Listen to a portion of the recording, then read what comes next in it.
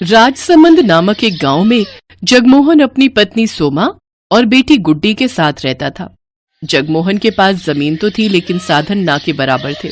कुछ समय पहले उसके पास बैल थे लेकिन घर के हालात बिगड़ने के कारण उसने उन्हें बेच दिया। उनकी हालत बहुत ही दयनीय स्थिति में थी।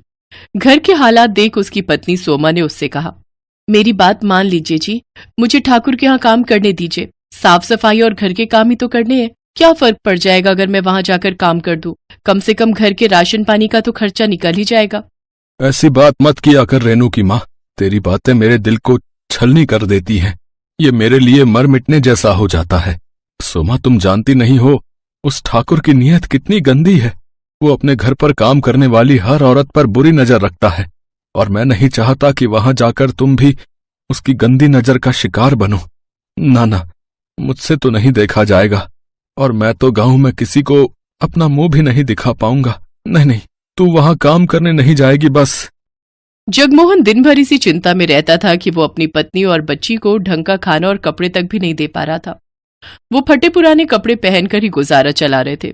जगमोहन जब भी गांव में किसी से मदद मांगने जाता कि हल और बैल दे दो या ट्रैक्टर उसके खेतों में चला दो, तो सभी उसे मना कर देते। एक दिन अपने खेतों को फावड़े से खोदते खोदते वो अधमरा सा हो गया। उसकी सूखी जमीन पर फावड़ा भी नहीं चल रहा था, लेकिन वो लगातार फावड़ा चलाए जा रहा था। उसकी आंखों के सामने बार बार अपने परिवार का चेहरा आ रहा था। उधर गांव का ठाकुर गीदड़ की तरह नजरें गड़ाए बैठा था कि कब जगमोहन मदद के लिए उसके पास आए और वो उसकी जमीन हथिया ले। वो जब भी जगमोहन से मिलता था तो उसे एक ही बात कहता था, जगमोहन, रे तुझे कितनी बार कहा है अपनी जमीन मुझे दे दे, मैं तुझे उसके अच्छे दाम दे दूंगा। नहीं साहब, पैसे तो एक दिन खत्म हो जाएंगे, लेकिन जमीन ये मेरे पूर्वजों की निशानी है, भला इन्हें मैं कैसे बेच सकता हूँ। ये कहकर जगमोहन चला जाता है। ऐसे ही कुछ दिन बीत जाते हैं। एक रोज सोमा उससे कहती है, सुनिए जी, घर में आटा नहीं बचा है और ना अचार सब्जी कुछ भी खाने को नहीं है। अब हम क्या खाएंगे जी? सोमा, तू रेनू के लिए कुछ देख, है तो हम तो भूखे भी सो जाएंगे। लेकिन आपने भी तो सुबह से कुछ नहीं खाया जी, आपको भी तो भूख लगी होगी ना। भूख तो लगी है सोमा, लेकिन मेरी जेब में पैसे नहीं है कि मैं बाजार जाकर आटा खरीद सकूं, और खेत पूरी तरह बंजर है, उसमें घास तक का एक अंश नहीं होता है। अपने पति की लाचारी देख सोमा को उस पर दया आती है। फिर उसका ध्यान अपने पति की बात पर जाता है और वो आंगन में लगी घास को देखती है। फिर उसे तोड़कर लाती है और उसे पतीले में उबाल लेती है। फिर सिलबट्टे पर पीसकर उसका पेस्ट बना लेती है और उसमें नमक, मिर्च, हल्दी, अजवाइन मिलाकर उसे तवे पर डाल देती है। फिर उसकी गोल सी रोटी बनाकर तैयार कर लेती है। ये ले रेनू, मेरी बच्ची, अपनी माँ को माफ करना। घास की रोटी बनाने के अलावा मेरे पास और कोई चारा नहीं था। तो क्या हुआ माँ? मास्टर जी कहते हैं हमारे महाराणा प्रताप भी जब जंगल में रहे थे तो उन्होंने भी यही हरे घास की रोटियां खाई थी, तो फिर हम क्यों नहीं खा सकते? बिल्कुल सच कहा मेरी बच्ची। फिर जैसे ही रेनू और जगमोहन उसे अपने मुंह में डालते हैं तो उसे खाकर कहते हैं, वाह माँ, ये तो बड़ा ही स्वादिष्ट है। हाँ सुमा, ये तो लाजवाब है। की आंखों से आंसू बहने लगते हैं।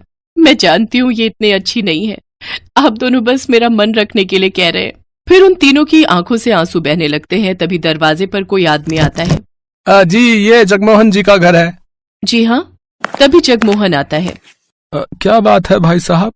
दरअसल मैं लॉटरी विभाग से आया हूँ। कुछ महीने पहले जो आपने लॉटरी खरीदी थी उसका आज रिजल्ट आया है और आपने इस लॉटरी को जीत लिया है, जिसका इनाम पूरे 25 लाख रुपए है। 25 लाख रुपए? और साथ में ये, हाँ जी, और साथ में ये आज का खाना हमारी कंपनी की तरफ से आपके लिए। ये सुनकर जगमोहन, सोमा और रेनू सब बहुत ही खुश होते हैं। अब उनके दिन बदल जाते हैं। जगमोहन ट्रैक्टर बुलवाकर अपने खेतों पर चलवाता है, जिससे उसकी बंजर भूमि में जान आ जाती है और उसमें फसल उगाती है। साथ ही वो अपने लिए पक्का घर भी बनवा लेता है और अब शहरों से नई नई खाद लाकर अपने खेतों पर डालता है, जिससे उसकी फसल अच्छे से तैयार हो जाती है और वो उससे भी काफी पैसे कमाने लगता है। देखते ही देखते अब वो उस गांव का सबसे अमीर आदमी बन जाता है। अब वो अपने परिवार की हर इच्छा पूरी करता है और खुशी खुशी उनके साथ रहने लगता है।